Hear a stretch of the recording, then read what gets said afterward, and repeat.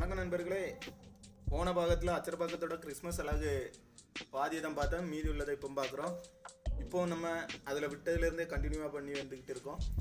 மலையிலேருந்து கீழே உள்ள அந்த அழகு, அந்த வியூவை இப்போ நம்ம பார்த்துக்கிட்டு இருக்கிறோம்.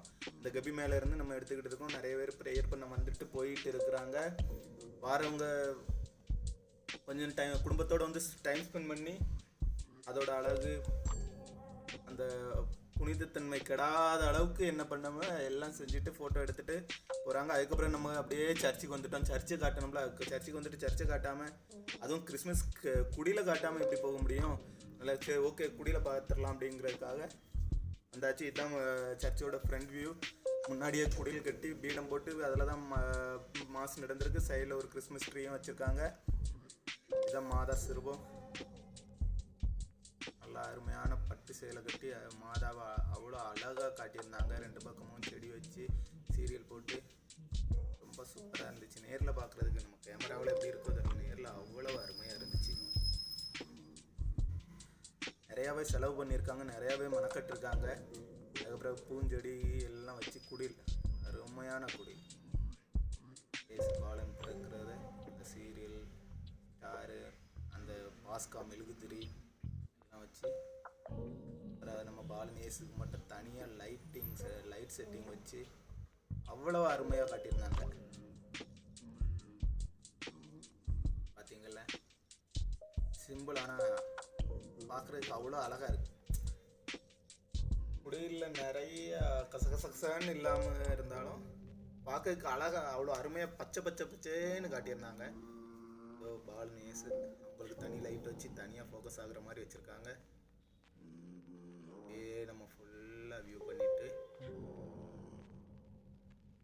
அடுத்த நம்ம சர்ச்சுக்கு போகலான்ட்டு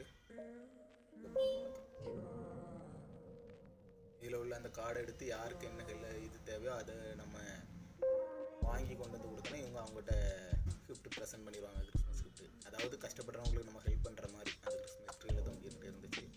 கார்டில் நமக்கு தேவைன்னா எழுதி வச்சுட்டு போகலாம். யாராட்ட நமக்கு செய்யணும்னு நினச்சாங்கன்னா செய்வாங்க. அப்படியே நம்ம கோயிலுக்குள்ளே போகிறோம். கோயிலில் போயிட்டு குத்து விளக்கு வச்சுருந்தாங்க. இது பண்ணிவிட்டு ஒரு குட்டி ப்ரேயர் பண்ணணுன்ட்டு உள்ளுக்குள்ளே கேமரா எடுக்க வேண்டாம்னு நினச்சோம். வாசல்ல இருந்து எடுத்துகிட்டு ப்ரேயர் பண்ண ப்ரேயர் முடிச்சுட்டு இங்கே இப்போ தான் குடில் செட்டப்பை பார்க்க வரலான்னு பார்த்தா வாசல்லே ஒரு பிரதர் உட்கார்ந்து சீட் எழுதிக்கிட்டு இருந்தாங்க. அடா என்ன சீட்டுன்னு போய் பார்த்தோம்னா இது தாங்க குலுக்கல் சீட்டு. ஃபஸ்ட்டு ப்ரைஸ் டிவி, ரெண்டாவது ப்ரைஸு குக்கர் அப்படின்னு நிறையா 10 வகையான ப்ரைஸ் இருந்துச்சு. அதில் குலுக்கல் முறையில் செலக்ட் பண்ணி ஒரு குறிப்பிட்டவங்களுக்கு ப்ரைஸ் கொடுக்காங்க. நம்ம பசங்க எனக்கு தான் டிவி அப்படின்ட்டு ஒரு சீட்டு எழுதாமல் 10 சீட்டு, ஆளுக்கு 5 சீட்டு எழுதுனாங்க. அட நீங்கள் மட்டும் எழுதுறீங்களாடா, என் பேரை எழுதுங்கடான்ட்டு ஓகே நமக்கு போனால் போகுதுன்னு நம்ம பேர்லேயே ஒன்று எழுதி விட்டாங்க. ஆமாங்க, இதோ நமக்கான எழுதியாச்சு. எழுதிட்டு அப்படியே குடியில் உள்ள போனால் பிரம்மாண்டமாக ஒரு பக்கம் ப்ளூவாக இருக்குது, ஒரு பக்கம் க்ரீனாக இருக்குது, ஒரு பக்கம் வாத்து இருக்குது. அப்படி இப்படின்னு பயங்கர செலிப்ரேட் பண்ணியிருக்காங்கங்க. ஆமாங்க, அப்படியே பார்த்துட்டு நம்ம அப்படியே ஸ்டெப் பை ஸ்டெப்பாக உள்ள போகிறோம். அட என்னடான்னு பார்த்தா புள்ளிமான் இருந்துச்சு. அடுத்து ஸ்டெப் பை ஸ்டெப்பாக உள்ள போகிறோம் மெதுவாக.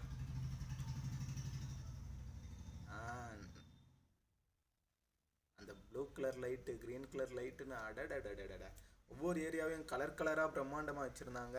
மத்தியில் வேறு சின்ன குட்டி நீச்சல் குளம் மாதிரி செஞ்சு அதில் வாத்து மிதக்க விட்டுருந்தாங்க. வாத்து அருமையாக போயிட்டு இருந்துச்சு. இதோ பார்த்தீங்களா, மாட்டு தொழுவத்தில் மாடு இருக்குது. வேறு மாட்டு தொழுவத்தில் மாடு இல்லாமல் குதிரையாக இருக்கும்னு சொல்லுவீங்க, தப்பு இல்லை, குதிரையும் கட்டி போடலாம். இதோ பாருங்கள், குட்டி நீச்சல் தொட்டி. ஆமாங்க, அதில் அருமையாக அந்த வாத்து நீச்சல் அடிக்கிறதெல்லாம் விஷுவல் பண்ணியிருந்தாங்க. அதுக்கு அந்த ப்ளூ கலர் லைட்டிங். அடுத்து குடிலோட மெயின் செட்டப்புக்கு போகலான்னு பார்த்தா அங்கே ஒரு செட்டுங்க. ஏங்க இங்கே ஃபோட்டோ எடுத்தோம் போனோன்ட்டு இருக்க மாட்டேங்க, அதுலேயே இருந்து முழுக்க மணிக்கணக்காக இது பண்ணுறாங்க. நமக்கு கொஞ்சம் கூட இடம் கொடுக்கலங்க. அப்படியே உள்ளே பூந்து அவங்களுக்கு இடையில பூந்து தான் கொஞ்சம் ஏதோ கவர் பண்ணோம். அதை விட்டு அவங்க நகரவே இல்லைங்க. அப்படியே போயிட்டு இந்த இடத்துல கொஞ்சம் பெரிய லெவலில் குடியில் செட்டப் பண்ணியிருந்தாங்க. அப்படியே எல்லாத்தையும் நம்ம லைட்டாக கேப்சர் பண்ணிவிட்டு எங்கே முழுசாக கேப்சர் பண்ண விட்றாங்க நம்ம பசங்க. வாடா ஃபோட்டோ எடுக்கலான்னு அவங்களுக்கு ஃபோட்டோ எடுத்து கொடுக்கவே பெரிய தப்பாக போச்சுங்க. இந்த ஐஃபோன் வாங்கினது ஃபஸ்ட்டு தப்பு. இந்த ஐஃபோன் வாங்கின எங்கே போனாலும் எந்த பசங்களாக இருந்தாலும் சரி, நீங்களாக இருந்தாலும் சரி, ஐஃபோன் வச்சுருந்தீங்க உங்கள் ஃப்ரெண்ட்ஸு இதே நிலமை உங்களே படுத்திருப்பாங்க.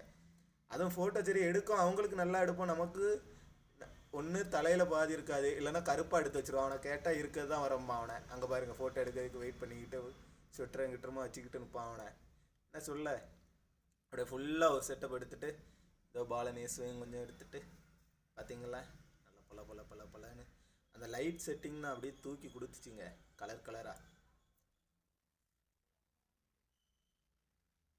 சைலண்டாக பார்த்தாங்க, சைலண்டாக பார்த்துட்டு அடுத்து நெக்ஸ்ட்டு வெளியே வந்தோம். வெளியே வந்து அடுத்ததாக பார்த்தா இங்கே ஒரு குரங்கு.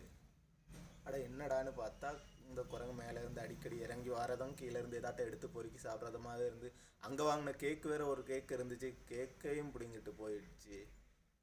வேறு என்ன பண்ணால் நம்ம கேக்கு பார்த்தோன்னே நம்மளை நோக்கி வருது, எங்கே நம்மளை கடிச்சிருமோன்னு நானும் கேக்கை தூக்கி போட்டேன். அதுவும் சந்தோஷமாக சாப்பிட்டுட்டு போயிடுச்சு. அதோடு நம்ம அச்சரபாக்கம் ட்ரிப்பு முடிஞ்சது. நம்ம கிளம்பி நம்ம ஃப்ரெண்ட் ரூமுக்கு கிளம்பி போயாச்சு.